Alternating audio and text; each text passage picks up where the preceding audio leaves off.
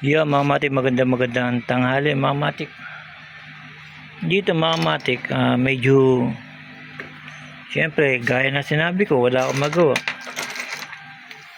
Ano ba magagawa dito mga matik? Sa mga shell mga matik. Siyempre mga matik, dahil sa malikot ang utak ko sa mga ganitong bagay, kung ano yung mabuko mga matik ay maganda. May nabuo ko dito, may mga rosas mga matik. Ito mga matik, mga rosas.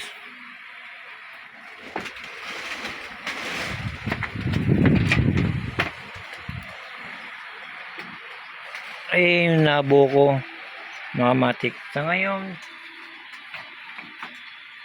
ngayon mga matik, pinaparami ko pa yan bago ko i-display mga matik. Sa ngayon mga matik, dahil sa gusto ko maiba naman, kasi yun puro tulis ganito, puro rosas mga matik. Pagka ganito bulaklak lang naiisip ko dito. Paano naman kaya ito mga matik? Ano kaya mabubuo natin dito? Pero mga matik, pinakikita ko lang sa inyo kung ano pwedeng buuhin mga matik. Ngayon, dahil sa nakabuo na mga matik, ipapakita ko sa inyo. Pipinturahan ko na siya mamaya maya. Baka gold ang ipipintura ko. Yari lang dito yun mga matik. Ipapakita ko na sa inyo. Ayan na mga matik, nagawa ko na siya. Scorpion.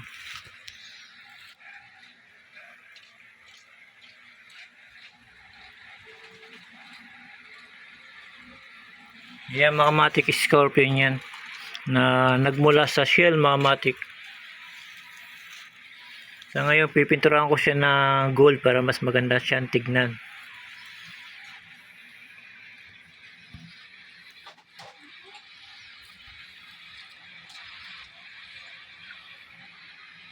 Yan mga matik.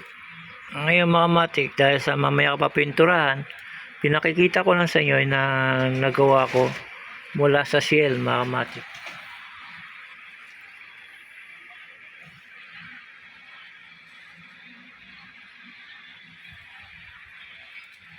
Yan, mamaya pipinturahan ko na siya. Sa ngayon medyo basa-basa pa siya sa mga glugan. Yun mga matik, abangan nyo na lang uli mga matik kung ano yung iba pang magagawa ko sa mga shell na to. Yun mga matik, salamat. Shinare ko lang sa inyo mga matik para kung nasa Bicol ka mga matik, pwede mo itong gayahin. Salamat ulit mga matik.